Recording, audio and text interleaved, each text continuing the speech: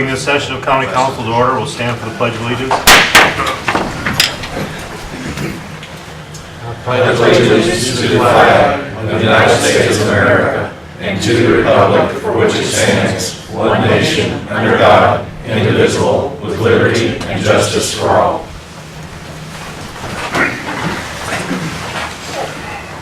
I'd like to first start by expressing my condolences for Mr. Appel's grandmother who passed away. He's not able to be here. He's dealing with family issues right now. So on behalf of the council, I'd like to wish him and his family well. Councilwoman Weiss, trying to get here. She misplaced her vehicle, or her daughter absconded with it for temporary. I don't think Joey needs to get involved in this yet. But she did call me and say that she would be here hopefully. With that being said, has everybody had a chance to review the minutes of the previous meeting that were emailed to them, or those that picked them up in their box? Are there any additions and corrections? Is there a motion to accept them? So moved. We have a motion to accept and seconded. Any questions? Okay, all those in favor of approving the minutes from previous meetings, say aye. Aye. Opposed, nay. Ayes have it, motion carries. I'm going to pass this down the line so we can sign this so we don't forget to do that this week. Thank you. If we had been talking at the last meeting, we would have heard the motion and we could have done that. You had your own meeting? I did. Shame on you.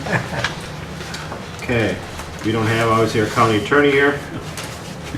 We only have one committee report to be given because obviously Councilwoman Weiss is not here. Dale, I'll turn the time over to you. Okay.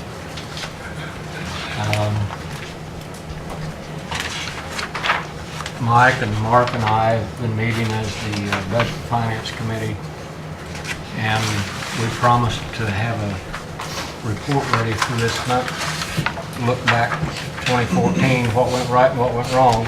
Most of it was wrong. So everyone should have a copy of this. I think Mike passed them out. And I'll run through this.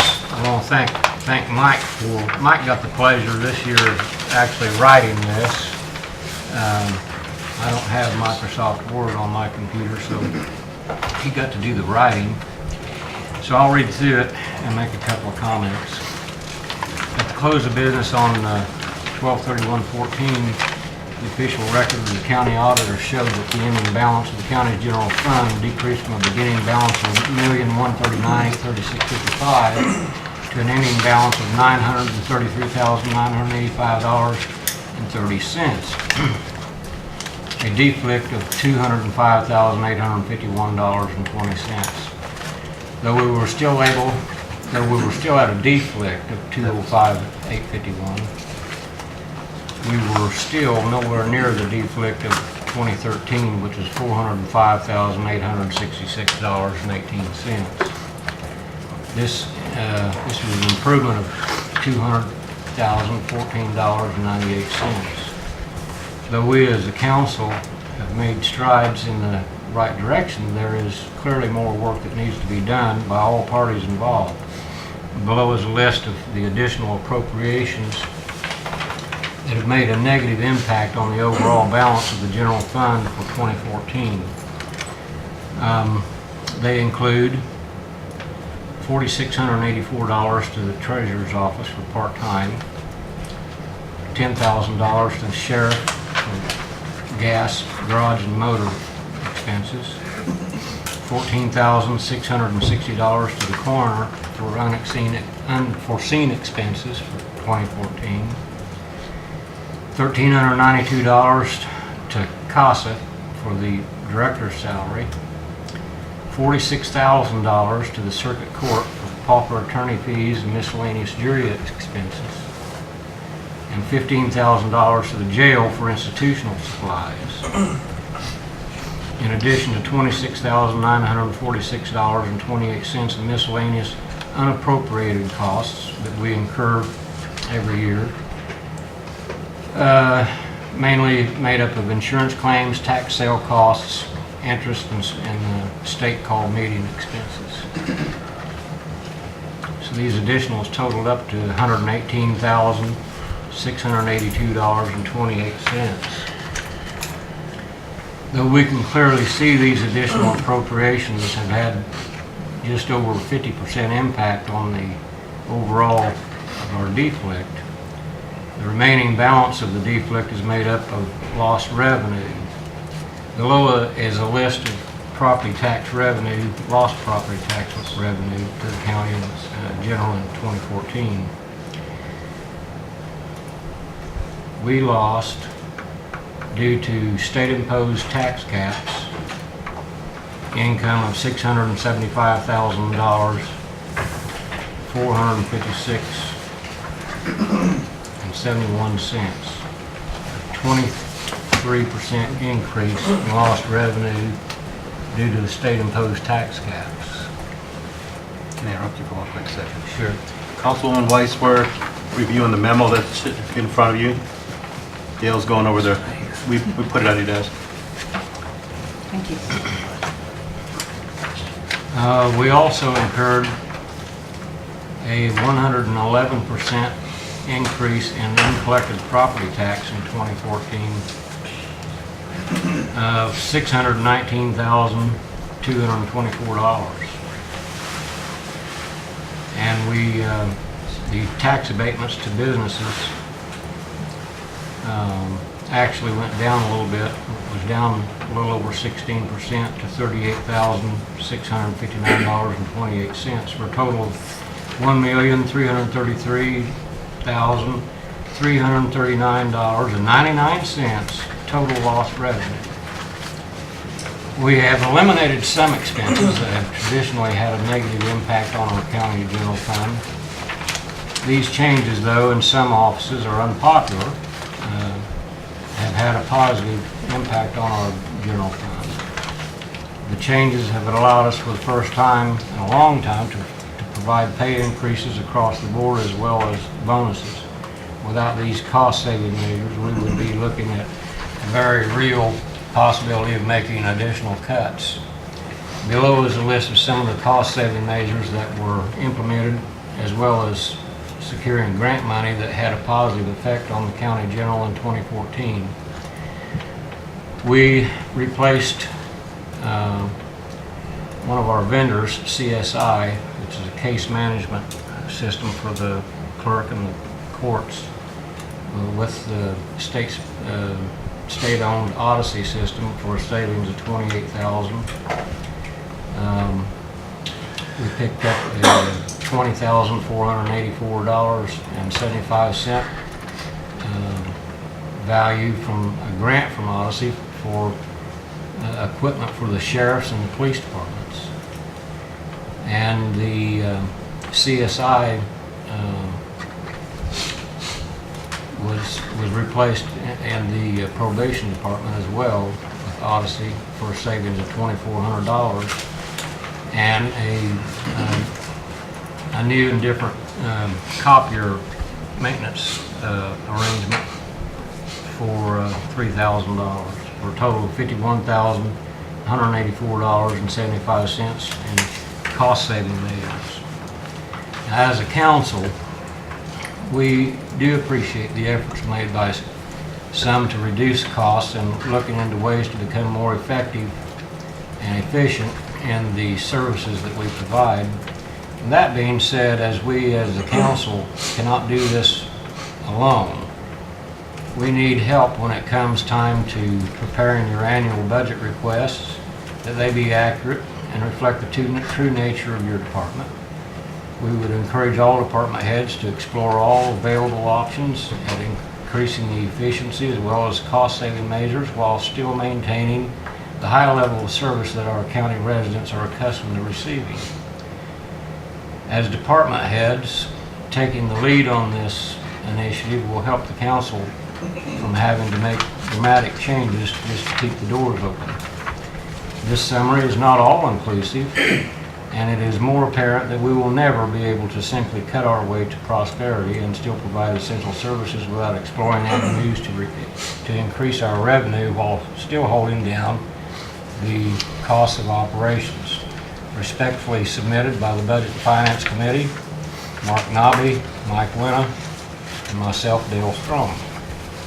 Now, as a side note to that, there's one thing I'd like to make everyone aware of, not just in the room, but those that will be listening at home. The 64% of our additional appropriations were made up by the $14,660 that went to the coroner, $15,000 to the jail for institutional supplies, $46,000 to the circuit court for pauper attorney fees and pettit jury costs, are all directly linked to the high incidence of crime and illegal drug use and and related things related to in that nature. Last year, the coroner, as you recall, had to come to us, I think at least a couple of times, because of the unusual number of autopsies and pathologist costs that she'd incurred due to this heroin epidemic in the community. And at the same time, our jail population, and I think the sheriff will agree with me on this, our jail population has been at an all-time high. I don't think we've ever had as many people in the jail as we had during 14 and continuing on through now. So all those people, well, they have to be fed 3 times a day, and they just the more people you have over there, the more it costs to keep that many people. So there's where 15,000 of that went, and the $46,000 to the circuit court was due to the high caseload that the court is having to deal with due to all these negative things that are going on in the community. The high number of trials and the jurors that have to be impaneled and that sort of thing. So none of us could have foreseen any of this, but this is what's been going on, and that's how hard it's hit us. So, 64% of our additionals is directly linked to crime. So when you read in the paper that someone you know or thought you knew or whatever got arrested for some reason, you think, well, that's his problem, that's not going to cost me anything. Well, it is going to cost you something, because every time you read the arrest reports in the newspaper, taxpayers are going to incur pauper attorney fees, jury costs, the cost of housing them in jail and that sort of thing. So I just wanted to bring that to everyone's attention, because it's a sad fact that exists, and I don't know what it'll take to make it go away. I don't think it ever will. But we've been going through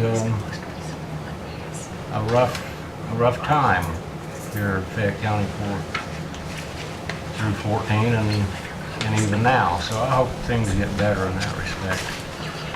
So that's all the time I'll use up on this. If anyone has any questions, you can ask now, or if you want to think about all this.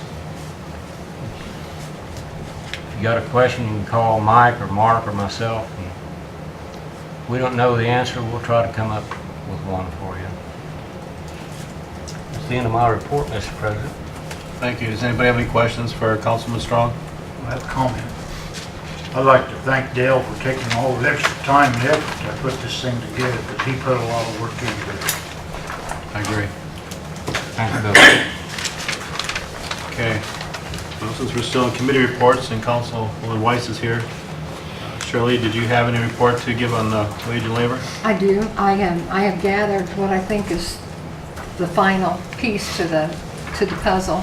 So from the auditor's office and other department managers. So I believe I have the information to put it all together, and then just want to send that out to the department and schedule a time. Okay, what were we working on? Pardon? What is the final piece that you said that you have together? What are you referring to as the Well, final piece? There were several questions I think that Dale brought up, for the starting salaries and some discrepancies. So I'm working on those pieces. And the update that we did to the report that we had at the budget before the budget changes. So just bringing that total picture up to date from all three of the different groups. Okay. One thing I do want to bring up, I was going to bring it up under old business, but since you brought it up, on December 5th, in our meeting on December 5th, one of the questions that Councilman Strong had was, in particular, was for the animal shelter for the supervisor. They went from like $21,000 to $26,000. We approved that on December 2nd, excuse me. We approved it on December 2nd, and we also approved it in November as well. So I think we need to move on from that piece. We agreed to it. We all signed the ordinance and acceptance. We all voted in favor of it. And I think that's kind of holding up the part-time people that did not get a pay increase because of an error. So I think we need to do what we can to get this moved ahead and get this left to center. Was that one of the pieces that you were? I thought that we approved the part-time pay. We based did. on- We did approve all of it, but there was Gail brought up a question about the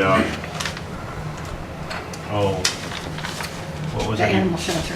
Well, the animal shelter was one of them, and there was another Also one. CASA, I think. CASA. The grant salaries. We had, the documents you brought in that meeting included the community corrections. Right. I think, well, that was a separate unit that we were not dealing with. Right. So that's, the community corrections board sets those salaries, we do not. Mhm. They're totally grant funded. So that needed to be separated out. Right. I can pull up those minutes too. Is the information that you've gathered, Shirley, will that aid us in getting this thing wrapped up and getting this thing solved with the part-timers?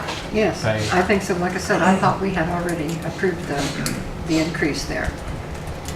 So I was under I was kind of under the same impression.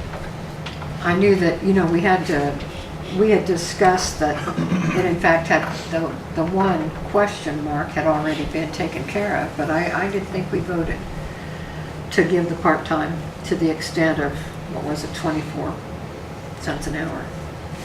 And then it was later suggested by Councilman Winna, we raised that to 37 cents. 36.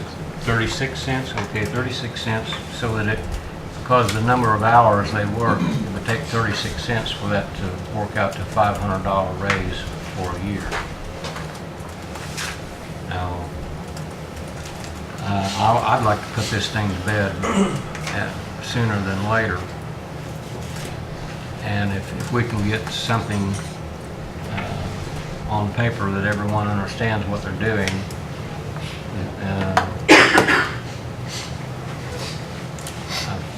it's not long enough.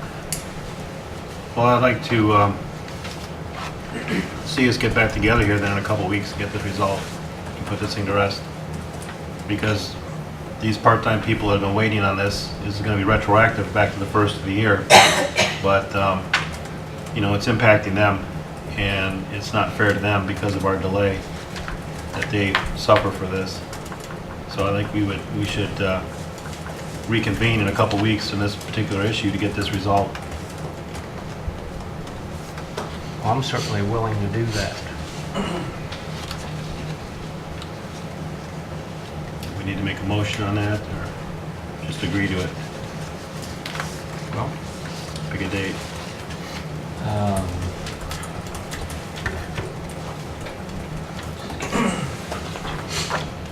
2 weeks would be the 21st. Okay. Is that I think agreeable? our committee could meet next Wednesday, the 15th. Could make a recommendation then, and then meet on the 21st. Would that work? 21st. Okay. Thank you. What time, Shirley? Pardon? What time? Do you want to do the lunch? Wednesday, You want to do 12? That's on the 15th. 15? At what time? Well, the 15th for our wage and salary committee, and then what time do you want to meet on the 21st? Same time, 6 p.m.? 6. 6 p.m. Is that on the agreeable with the rest of 21st. the council? Councilman Nabi, Plum? It's okay. Councilman Sidell? Fine. Okay. We'll meet on the 21st and put this thing to rest. At 6. Thank you. That's 6 p.m.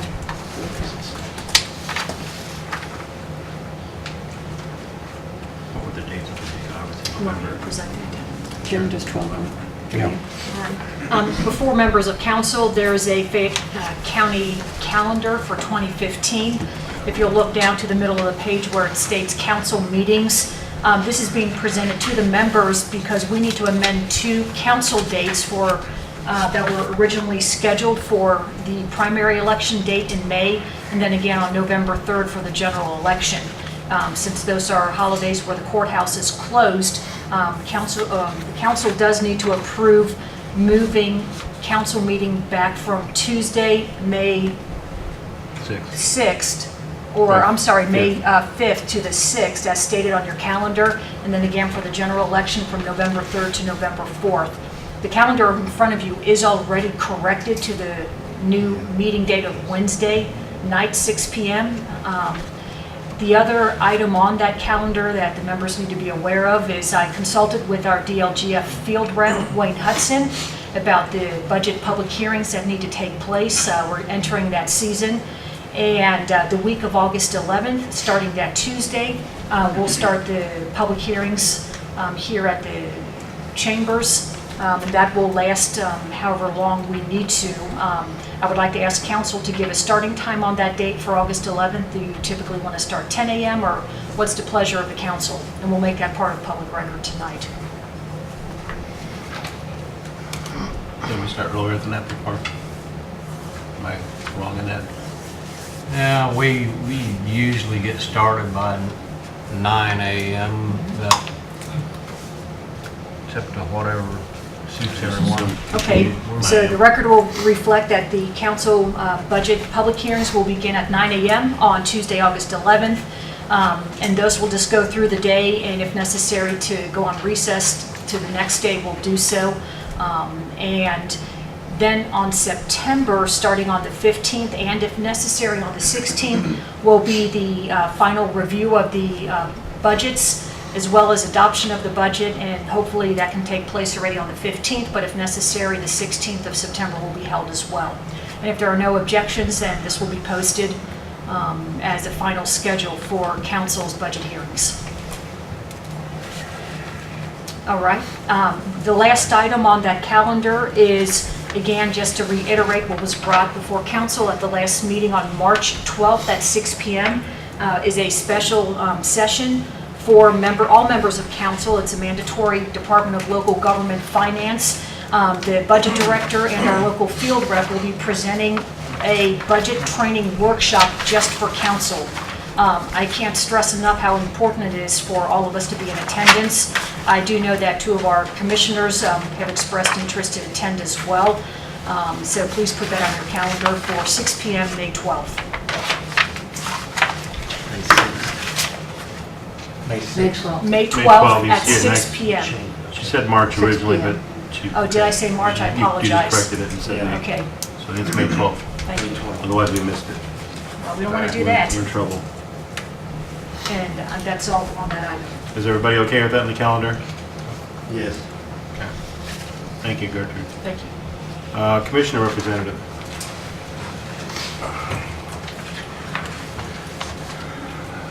Good evening.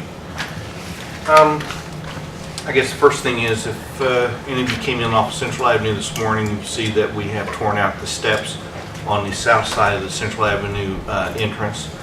That was a concern from our insurance company. Smorelli is doing the work. They are the ones who redid the steps here on the north side of the new part of the building. Excuse me. Along that same line, it would be the northeast corner of Community Corrections Building in the alley there behind the jail. The corner of the building has been compromised. It hasn't been struck or anything like that, but some of the blocks are separating and the mortar is gone. So, excuse me, Smorelli did go over and look at today, and they are going to give us an estimate on fixing that. That should be paid for by funds from Community Corrections, that part of it. So we don't even have a quote or anything like that yet. They just looked at it today.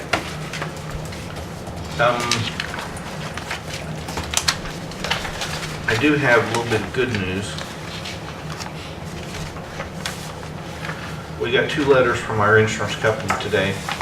One was simply housekeeping, and that volunteers that work for the county need to be on a master roster so that our insurance company knows who they are. They are covered by workman's comp up to $25,000, but it's important for any department heads or elected officials who does have a volunteer that they be on a list that Mrs. Whitaker is going to email to all the department heads. We're looking at the renewal of our workman's comp insurance. I'm trying to figure out where to read this particularly, okay? You can obviously have a copy of this letter, but let me read one particular paragraph. As a point of reference for the 12-13 policy year, the experience factor of 1.1, et cetera, et cetera. Combined, the credit you have received over the past years, inclusive of the additional IPEP credit, has resulted in a 51% savings comparatively in premium for the 12-13 policy year. So we are looking at perhaps a little bit of savings there. I'm not an insurance person, but 51% savings, even I can understand that.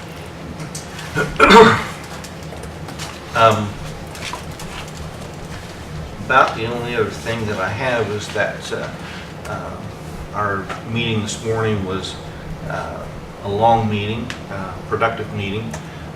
We did have some people from our veterans who were here this morning to express their support for our veteran service officer.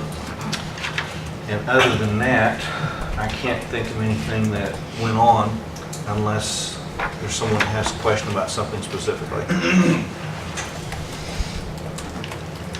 I got a question. Yes. I've been talking with the highway I'm department. sorry. The highway department. Yes. I've been out in the county roads, and there's, a lot of these roads are breaking up pretty badly. Have they got, do you know of any kind of plan that they've come up with to try to get these things? Yes. Okay. One particular place that was brought to Commissioner King's attention was the county line north in the Fairview or Falmouth area, I believe. And there are others that, when I talked to Richard Corm the other day, the winter really it didn't just tear up the top, it got into the substructure. And so they're going to have to, it compromised it, so we're going to have to rebuild some of those. So they are in the process of looking at what's going to be chip and sealed, what's going to be gravelled, repairing this, that, and the other. They are in the process of, and are waiting for the weather to break and hold. Okay, I don't have a list or a roster, so I can't give it to you because I don't have it. But yes, they are working on it. Okay. Any other questions? Oh, you do it. You will have an additional appropriation tonight for $19,000 and some change.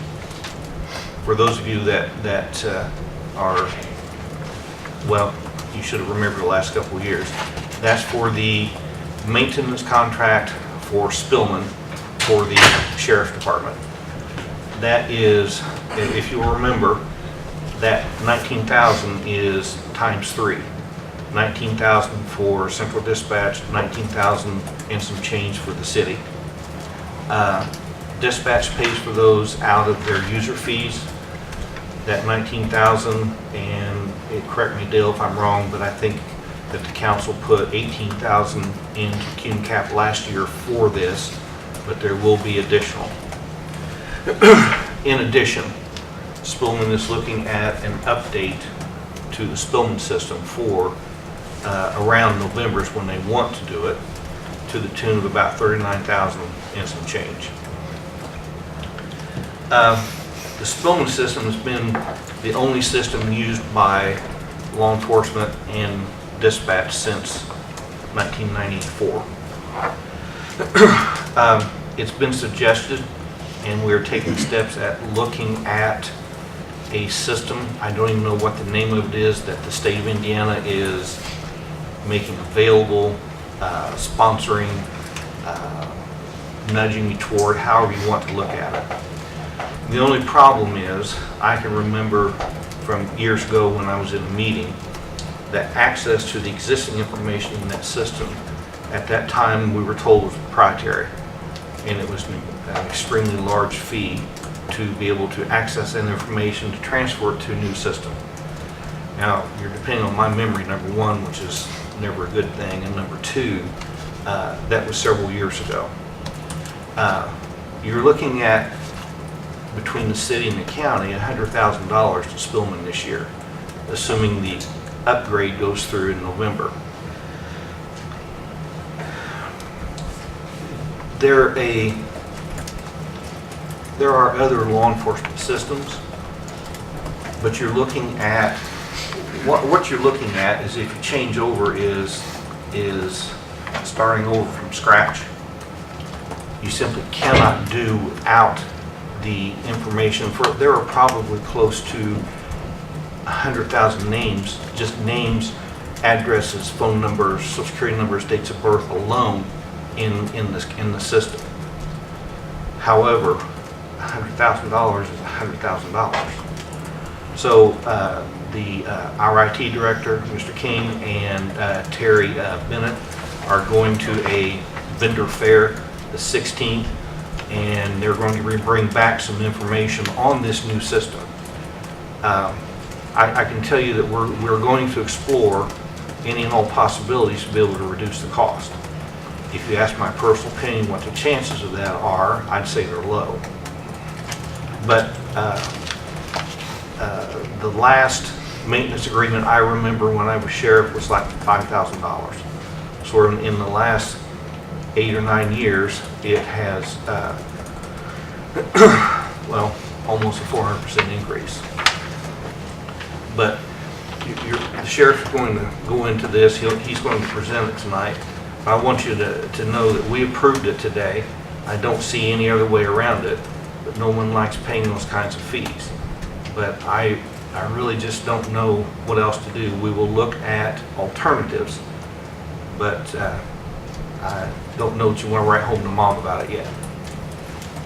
So, any questions? Frank, on the Yes, sir. Spillman, where did that come from last year? Where did we take it out of last year? We didn't pay this last year, did we? Yes, you have to. It's annual contract? It's been I'm sorry? paid the last It's 2 annual years. contract? Yeah. I don't know where you took it out of, Russ. There's a line item in the sheriff's budget for that. My understanding is the last couple of years that it wasn't put into the sheriff's budget, that it was put elsewhere, and I don't know where. I can't tell you because I simply Where don't did we put know. it at, Dale? I don't, Cume Cap, we paid it out of Cume Cap last year, the 19,000. it was 18,000 last year. Now it's over 19,000. Now, the city pays their 18,000, you say? Yes, it's a three-way split. Three-way. City police, the city, central dispatch, which they pay all their user fees, and the county sheriff's department, which we pay. The fire department don't pay them. No. They don't use it. No. Huh? They don't, the dispatch will log fire runs in the fire table. That's all they do. There are no narratives or information like that I'm aware of that they use. also uses a different system. EMTs have a completely different system that is attached to the company that does their billing, I believe, if I'm correct. So again, for the dispatch part, EMTs, their medical runs are put into the CAD to the dispatch part, but they don't actually use it like a law enforcement officer would. Any other questions? Thank you. Thank you. 144 is first up, auditor. There's actually two items. One is a 144, one is just an update to council. The first one is a copy of the 144 you should have in front of you. This is for my current property tax staffer, Jill Yaryan. I'd like to promote her to second deputy. This will be an increase to her current salary of $324 for the year. It is in the budget. It's more than covered there. And I'm asking for council to move forward in approving this increase for the staffer. Anybody have any questions for our auditor? I'll move to approve 134. We have a motion to approve, we have a second. I'll Any further discussion? All those in favor say aye. Aye. Opposed, nay. Ayes have it, motion carries. The second item in front of you is a job description for part-time admin in the auditor's office. This is a posting that is being sent out for notice to the public that I am accepting resumes to interview to move forward on hiring a part-time position. Council did in last year's budget appropriate $6,000 for this part-time position, and we need that extra person in our office. I do understand that as of last year's budget discussions, council was very concerned that this money was appropriated so that that person could focus on reading through the homestead exemptions that we have on file in the auditor's office. Obviously, there's drawers and drawers full of these exemptions that will need a lot of time. And part of that part-timer's responsibilities will be doing that to see what kind of savings and revenue we can pull back into the county from those exemptions that are now no longer valid for various reasons. This individual will also be working directly with the public on assisting with transfers, splits, deeds, and other exemptions that have to take place on a daily basis between our office, the assessor's office, and the treasurer's office. So just no actions needed on council at this time, but I do anticipate next month at the next meeting to have a decision made and bring council a 144 to move forward on approving the hiring of this part-time staff. Thank you. IT director. Good evening. February 6th was my last part-timer's last day. I interviewed 5 different people for the position, and I just want to get approval to get him hired. His name's Michael Wilhelm. He's from here in town. He's got 3 years of tech help desk experience. So I just want to get approval to get him hired. It's not really a 144, I guess, per se, since I'm doing the same salary level of 14, 15 hours that the previous guy was on. So, yes, sir. Why do we need a part-timer? Primarily because with me handling the city and the county, it's not unusual. This morning is a perfect example. Power went out. I was called by 5 different offices at the same time, not counting anything from the city. We've just got too many different directions to be pulled. And the way I look at IT is we really have 3 different parts. We have maintenance, which is just taking care of what we've got. We've got improvement, which is what we want to improve things. And we've got research just to try to make sure that our stuff is secure. And to give you an idea here, I did some numbers from 2014. From the time I took over as IT director, was 166 days to the end of the year. I worked 137 of those. So that's 1,329 hours, averages out to basically 10 hours per day, 9.7 hours per day.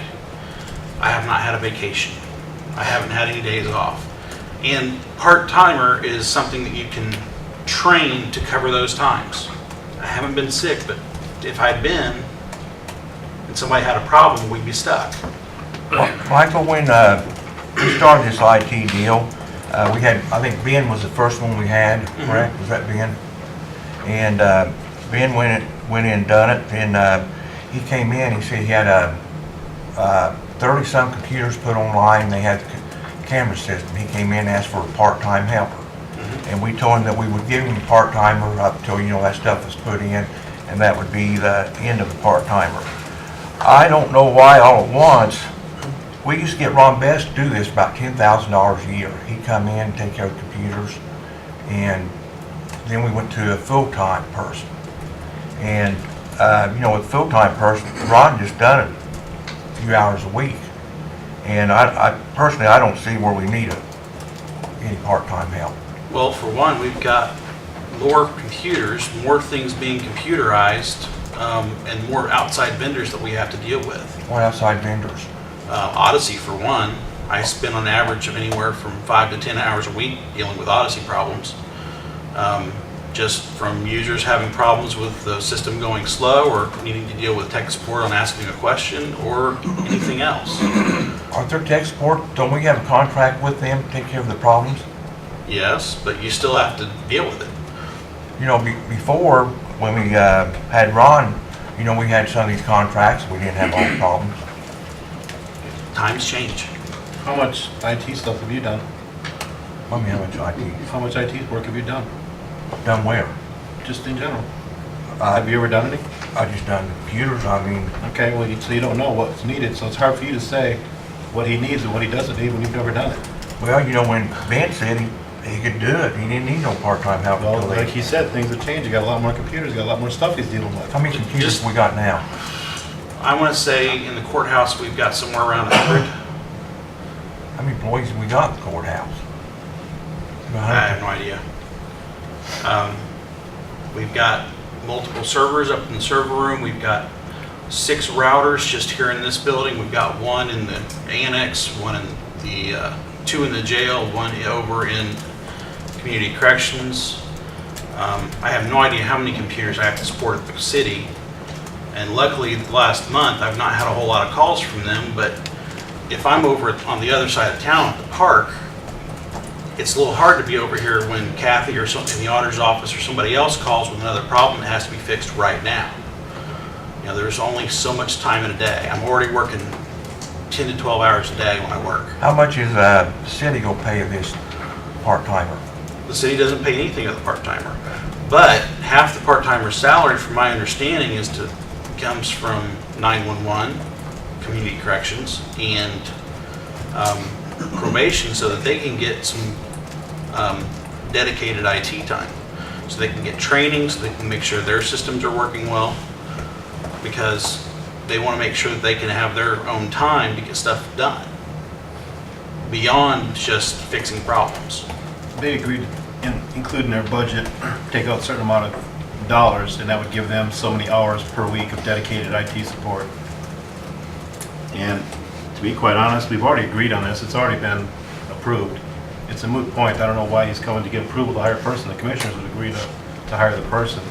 We've already agreed to do it. I think it's just out of courtesy that he's telling us. We've already approved the funds for it.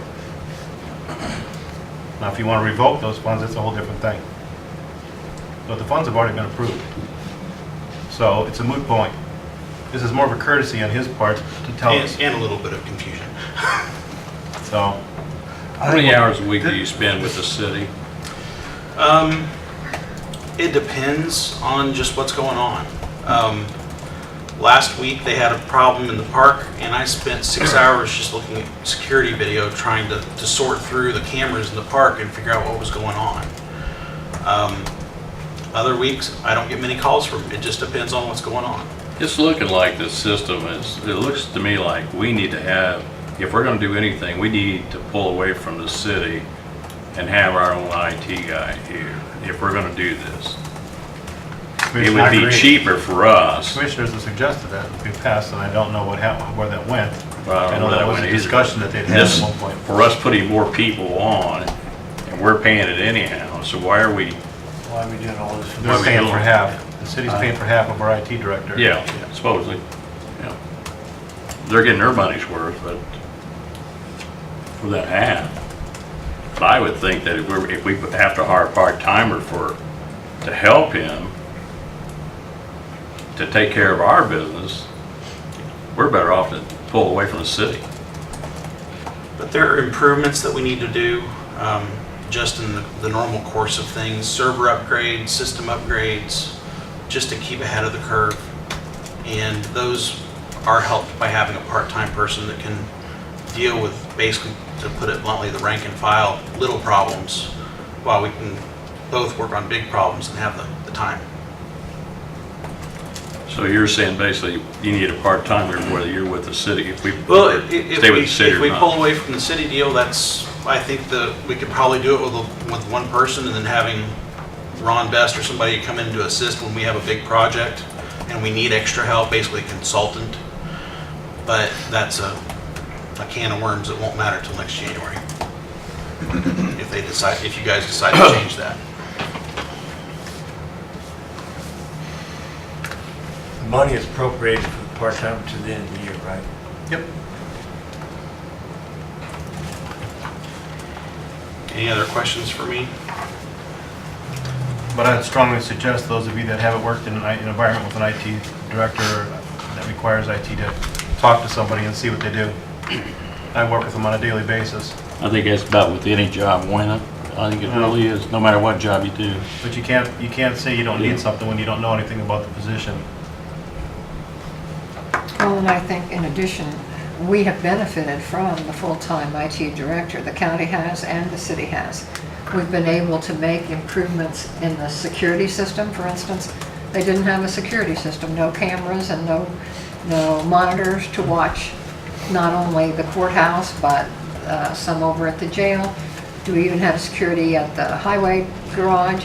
We have branched out and added networking capabilities that we didn't have. They were just, a want-to-have when we first hired the IT position. So it isn't just, the IT person isn't doing the exact same thing as when they came in. I think our auditor made known all the time that while, yes, you had a phone number that you could call for an outside contractor, that didn't mean that, you didn't know when they were going to get there and how soon they could solve the problem. We really needed something, more, someone to help us gain the security of a network and the backups that, we've had several situations where backups weren't available that they should have been. So it's not that, one person is asking for another person to help. They're doing a lot more than when they were initially engaged. Michael, since the beginning of the year, how much of your time do you think, on a percentage-wise, you spend with the city versus here? Is it a 50-50 split? Is it less I'd than say that? it's more like 70% county, 30% city, honestly, at the moment. Okay. Not counting, not splitting 911 off as a city. I count them as county, so. Okay. Anybody have any questions for Mr. King? Thank you. Thank you. Additionals, our sheriff. Bring us the good news. I wish it was.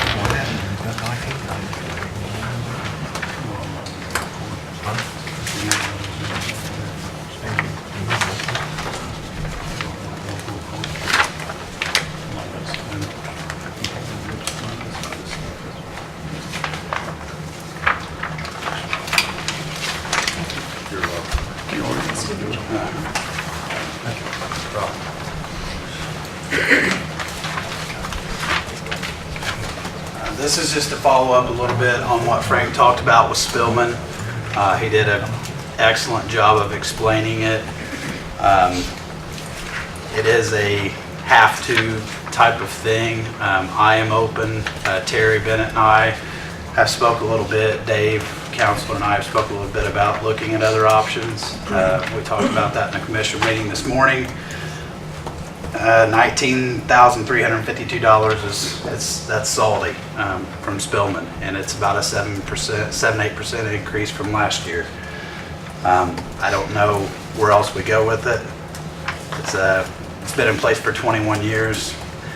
I can tell you this, since I took over as sheriff, every morning I have 3 to 4 voicemails from vendors. I've had phone companies call, shower systems call, about anything associated with the jail. I receive phone calls on. I have had no other database companies call to compete with Spillman since then. So I would think they would be trying aggressively to go after all the new sheriffs. I've had no calls, but like Frank said, when Michael and Terry go, hopefully we get presented with maybe a better option we can look into, but there's going to be a huge undertaking of if we can even transfer that data into a new system. I mean, the Spillman reports have images attached to them from accidents, fatalities, different things. All those images have to be transferred, all those names. It is a huge database. So what company is going, you know, the initial charge of transferring that, I have no idea. But the number's salty. I wish it wasn't. I don't know what else we can do at this point, but I know it's budgeted for 18, but would like to have your guys' approval. We talked a little bit about trying to wait, but there's as you can see on the bill, there's a 1.5% per month late fee that this is not paid. So I don't know that now is the time to look into another system. Over the course of the year, for next year, I think we look at our options, but like Frank said, I'm not very optimistic we're going to find another company. But I hope we can. This 19,000 is an annual contract. Yes. So Frank had talked to us earlier, said that there's an upgrade in November. They're looking at about 39,000 per. Yeah. Yeah. So $39,000 total. Total, yeah. Total. Yeah. Not for each department. oh, between the three. Yeah. Yeah, the upgrade. So the what is upgrade this? would be at the city. Typically, a subscription or an annual contract includes upgrades throughout the course of the year. So why isn't this included? The upgrades happen periodically. I think the last one was 2010 or 11, somewhere around in there, okay? It's just like when Windows goes from 7 to whatever, okay? That's the analogy. The maintenance part is, like I said, divided between the 3 departments. That's every year. The upgrades happen, I assume, whenever their marketing strategy says that it's time for an update, or the technology pushes it to an update. I don't really know. Do we have the option to defer that? Well, what happens is, and correct me if I'm wrong, Joey, that they're like, yeah, we'll go ahead and maintain your system for a year or 2, but after a certain time, they'll cut you off and no longer maintain your system because the system is going to require upgrades. Am I correct? Yeah. I think it also, that 39,000 also includes equipment. I think there's an actual tower that comes with that. You know, the main guts for the system is at the city, at the city police. Okay, so the upgrades are usually takes a while to do those. So Joey, you might not be able to answer this, but where's the information stored? Is it stored at Spillman? Is it stored on a server here locally? It's stored on the server, but I'm not. They take a CPD. CPD. And it's backed up daily. Yeah. It's backed up daily and stored off-site. So do we own that information, Michael? I don't know what proprietary, what kind of license agreement Spillman has. Some companies say that the information's in their system, so it's theirs. In my thinking, it's our information, but the question is whether or not we can get that information out without some kind of huge fee. I honestly don't know. Who owns the server? I believe we do. I don't know for sure, but I believe we do. That's my understanding. That's still trying to get that data transferred. Yeah, that's one of the things I'm going to ask next Thursday when we go to the vendor fair. Okay. Definitely something, you know, from my standpoint, we're open into looking into, but it's, you know, it's a huge undertaking. So. Sheriff, is there, Yeah. and I know you and are going to be looking more into it, but is this the same software program that Rush County uses, that Union County uses? That Yeah, several area agencies use it. It's good for us when we do get somebody that doesn't want to come here from another agency and they already know Spillman. That's like when we interview and they say, I've trained on Spillman, it's almost like, okay.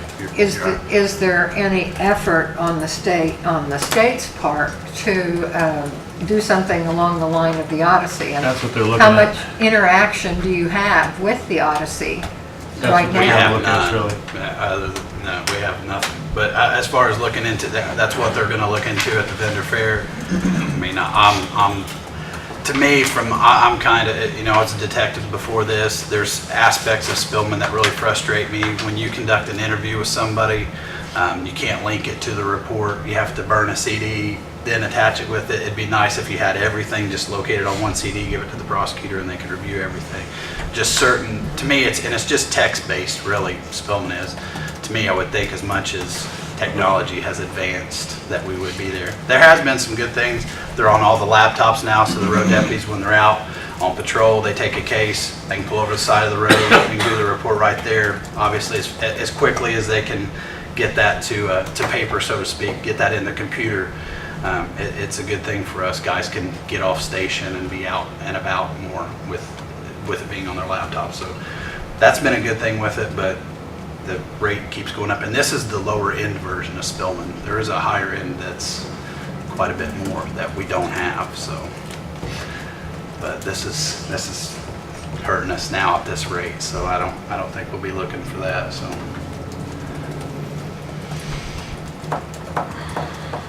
Any further questions from our sheriff? Okay, entertain a motion.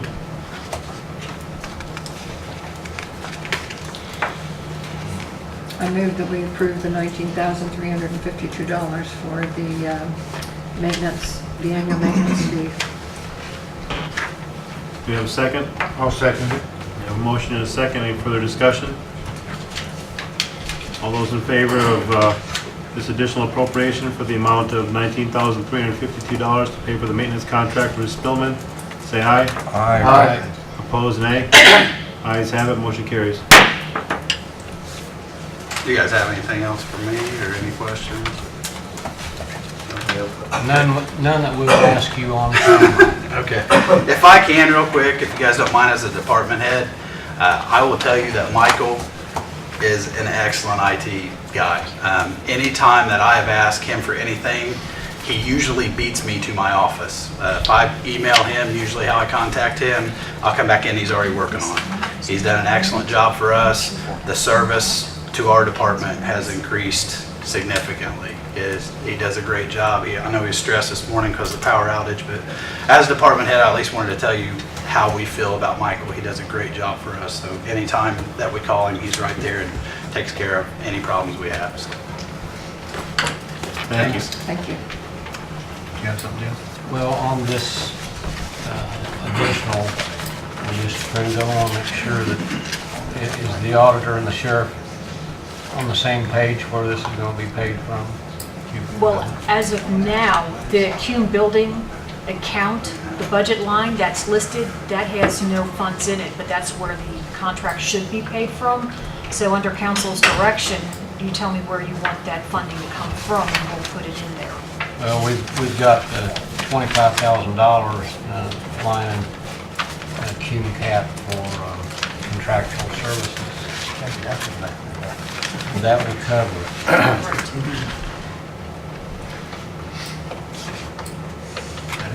Yeah. All right, thank you. Okay, patron concerns, Mr. Worley.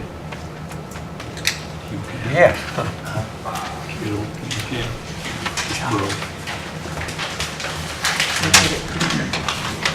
President Winter, ladies and gentlemen of Fayette County Council and Mrs. Whitaker. I have a question, and I want to preface that question with some facts before I ask for an answer.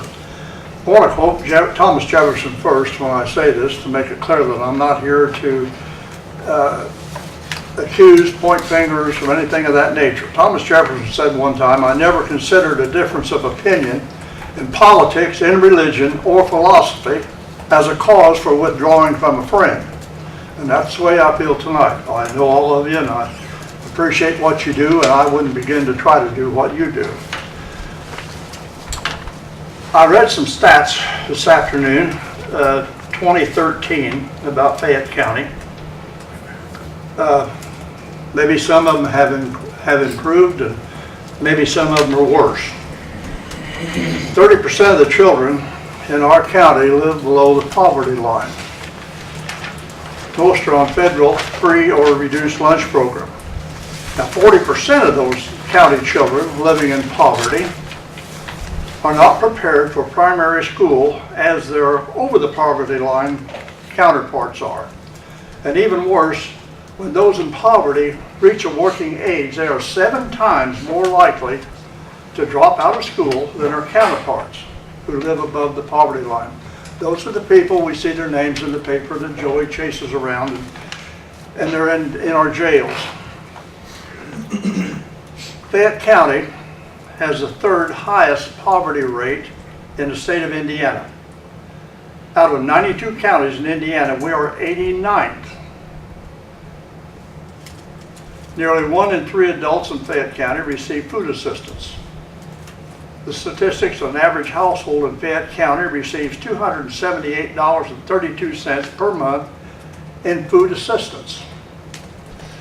In 2013, only 76.9% of Fayette County residents had a high school diploma, and only 8.1% had a college education. Fayette County may easily be Indiana's most uneducated county, ranking near the bottom in both categories. Per capita income in Fayette County ranks 85th out of 92 counties. The median family income in Fayette County is 89th out of 92 counties.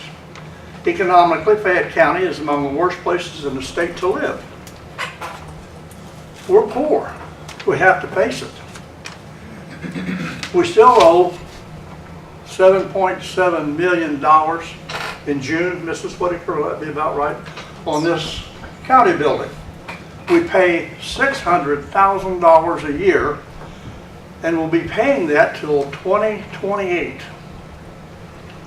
And I don't know what we derive as a benefit. It's a nice place, but it doesn't create any profits of anything. It's a white elephant. It's eating us alive. My question is, and I prefaced that with these facts to make this question more specific. I attended the December 2014 County Council meeting when Xterra was asking for a tax rebate and agreeing to pay $200,000 in lieu of that, in lieu of paying taxes. There was a faction that wanted to apply that $200,000 to the hospital debt to help pay that down, pay that interest down. There was another faction that didn't want to do that. Well, I spoke with Mrs. Whitaker last week and found out that the county council, Frank was there at that time, and you guys had passed a resolution in 2014, I believe it was, that money had to be dedicated to EDG. Is that right? No. That $200,000 that Nextera No. was going to pay in lieu of taxes? Did That's that an happen? economic development payment. It's not dedicated to that. It's for the for the council to determine how that's used. And not to interrupt what you have to say, but, and I have the minutes right in front of me and I could read through them if you'd like, Oh, no, I take your word for it. but Councilman Flum made the motion that he wanted to spend 2/3 of that money to pay for the courthouse debt. Had Councilman Flum come and talk to the council president or the council vice president or any of the council members other than the couple that he did and gave us a heads up, maybe we could have discussed it ahead of time and we could have said, hey, but it's like, right now the current lottery is at $70 million. And if I go out and I buy a ticket today and I'm going to just determine how I'm going to spend that money, I'm going to buy myself a new car, some new toys, a new boat. It makes no sense to do that because I don't have the money in hand. We're debating about spending 2/3 of money that we don't have. It hasn't even been approved. The whole thing isn't even done yet. All we're doing was approving or disapproving the abatement. So that $200,000 is still out there to be spent any way that this council decides? Okay. We haven't discussed that yet. We haven't talked about it. It's because actually, it's actually $282,000. It was tabled at that meeting, wasn't it? It was tabled because Yes. Mark wanted to Yeah. spend Study. the 2/3, well, it was voted down, I was voted in favor, I guess, that the 2/3 or whatever, but, and then it ended up getting tabled because the way things proceeded. It doesn't make sense to me as a council member, trying to be responsible for the county taxpayers' money, to just sit here and agree to something. Basically, I felt held like I was at gunpoint, because at one point, Mr. Fulham even stated that he would only vote for this if the 2/3 was approved. And I have the minutes to back that up. There again, I'm not denying anything Right. you're saying. I'm just telling you what I understood from that meeting. Then that brings up the question of what I read in Mr. Sprague's column, I believe it was in February, about $15,000 in excess or additional legal fees. Yep. Were those with Mr. Hall? Mr. Hall and Umbaugh, his rate was $545 an hour. Okay, so That was that's, non-negotiable. I understand that. So, I guess my question is, why was it necessary to spend $15,000 on additional? What questions were asked? What questions needed to be decided that was worth $15,000? Well, you probably have to point your questions to Mr. Flum down there, because he's the one that wanted to spend the 2/3, and we had to find out if we could even legally do that. Did you make those calls, No, Mark? No, as sir. the council president and the commissioner president, we made those calls. You made those calls. I did, and Commissioner, well, at that time, Barton Barker. I'm still, $545 an hour adds up mighty okay, quick. I understand that. And believe me, I warned the council that we would be looking at additional fees. That was told to us prior to our vote in December. Had we made the vote on the abatement and not looked at trying to spend 2/3 of money we didn't have, we could have made that vote at that time, and we could have avoided that, but we didn't. Now, I've said in a previous meeting that we as a council made the mistake, but you gotta look at some of your elected officials and the decisions that they make, and the thought that they put into their decisions, and the repercussions from their decisions of what they cost the county.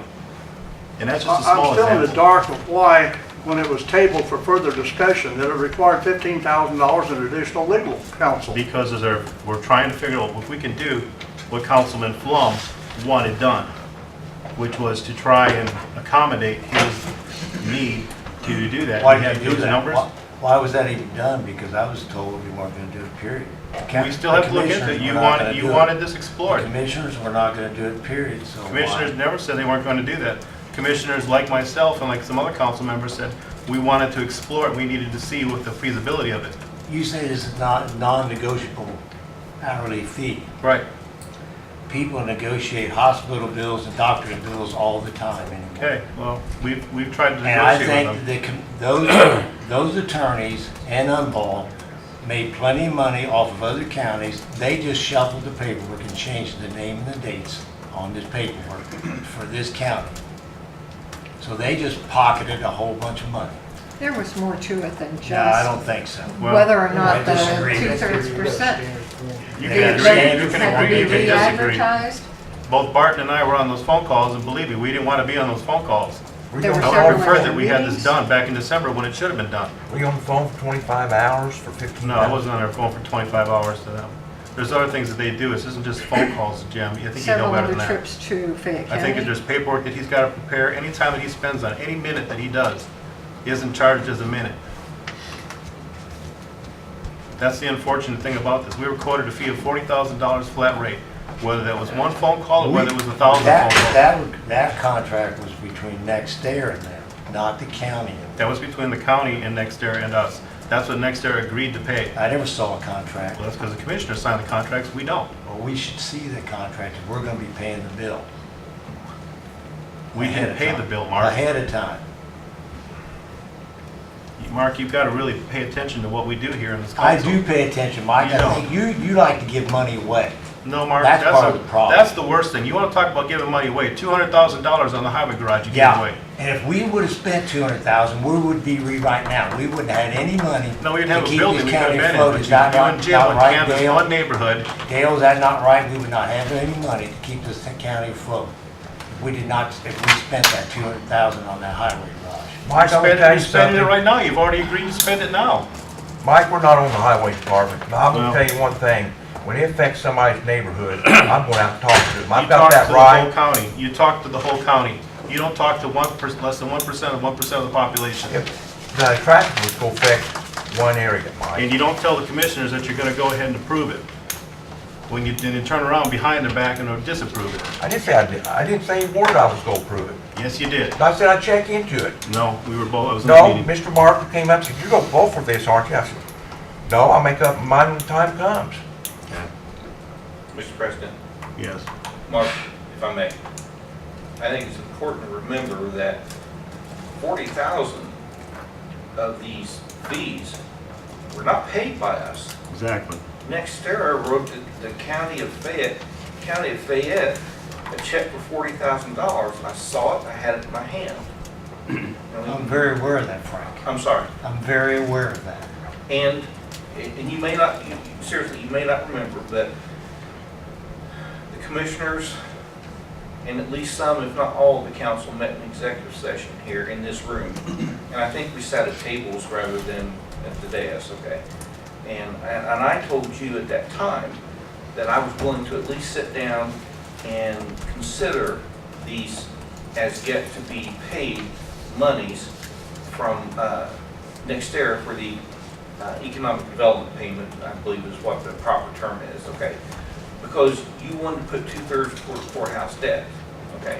I don't like that figure, but I told you at the time, if you remember it, I was willing to sit down and discuss with you and try to come to some kind of accommodation, okay? So what you're talking about, Gene, is of the total of about $53,000 to $54,000, 40,000 of that was paid by Nextera. Nextera, yeah. Okay. And that wasn't an uncommon occurrence or practice. That's the way my understanding is. It's been done in other counties. Okay.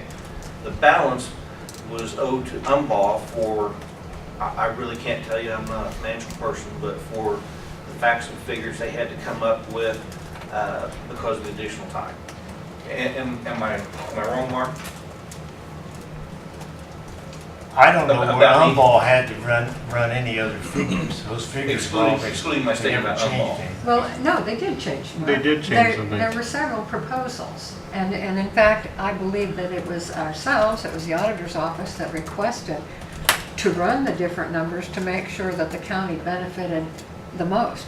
There was a possibility of a quote 10-year tax abatement, or there was a possibility for splitting it Okay, and starting the. even if that's true. And Umball is the accounting firm that the county uses to compute those numbers. Without those different numbers, I don't think the commissioners nor the council would have had that laid out in such a way to make a decision.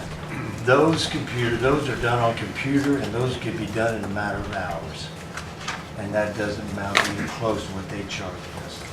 They both made additional trips to Fayette County, the additional notifications and the additional meetings. There's a lot of components in there. I don't want to get off. Do you subject have a either. copy of what that final 15,000 was? I think it doesn't, that show on there what the additional was. If I see it, I think I seen a paper. There There was a was breakdown, an wasn't there? But actual but- accounting. But that, some of that stuff you're talking about. There wasn't a on the breakdown sheet. of it? They didn't talk about that. The fees? Not Russ, I don't think there was a breakdown from what I saw from Umball. There was from Mr. Hall, but the paperwork I saw didn't have a breakdown from Umball. So you guys basically had a contract with Umball and Hall to pay the 15,000, is that right? The No. contract was originally 40,000 with I Umball. don't- But that was not with us. That was with Nextera and Umball, or It was No. with Hall. us, but it was agreed It that was not Nextera ours. would reimburse us for that. You see what But I'm we saying? we had no contract with it, did we? The commissioners did have a contract did? with Umball with. I thought Hall. Nextera gave them the 40,000, and that went to, Okay, we Did, signed. but they have to sign the contract. huh, The commissioners have to sign the contract. for Nextera? We No. signed a contract with Mr. Hall, okay? But you had Nextera to pay them. Well, Is that right? Let me finish. We signed a contract with Mr. Hall, okay. Nextera agreed to a Fee. a fixed figure, a fee, whatever, that they would contribute toward any and all legal fees, work, etc. And that figure was $40,000. So you guys had a contract with them with, no matter if additionals or whatever, you had a contract with them? Mr. Hall's fees came to $38,000 and some change. So there was approximately 1,400 left over. That was applied to Umball's outstanding fees, and then the balance of what was owed to Umball was done from additional appropriations. In other words, the $40,000 that Nextera gave to Fayette County paid any and all of Mr. Hall. The balance of that $40,000 was applied to the Umball bill, and then the balance of that unpaid balance was paid for from additional appropriations. Am I right, Mrs. Whitaker? That's correct. Then does that, am I Basically, it was a answering your timeline question? that we had basically till December to get it done. Frank, we had a local attorney that talked to Mr. Hall on the phone. As I understand, we were charged for that phone call. Could you check? There was a local attorney. If Pardon? it's, I believe there was a local. if it's on the breakdown Right. that Mr. Hall submitted, yes, we can check on that. Why should we have to pay for that one?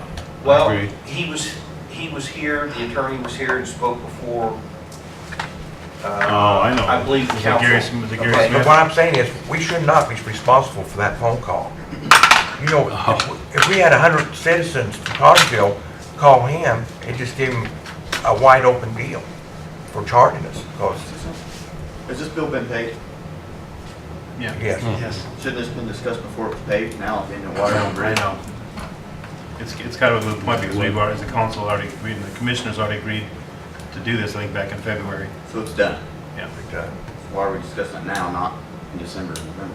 good question. Why are the questions coming up now? It's too late. We're broke, that's why. I think he had some questions that he didn't Okay. want to know the answer And there's no to. sense arguing between amongst ourselves and. No, I mean, he just brought up some Yeah. questions that he wanted answers to. Okay. I'm still hanging out here. I understand what you're talking about, and there's a lot of this I missed. But my question is originally, what kind of legal advice did we have to have from Mr. Hall and Umball just on this one question of what we were going to do with the $200,000? That's what I'm questioning. Well, the one question leads to another question, which leads to another question, and we're talking January and December, and honestly, I don't remember all the conversations that we had. You know, what was exactly discussed in every conversation. There was a discussion on what to do or how to apply the $200,000. No.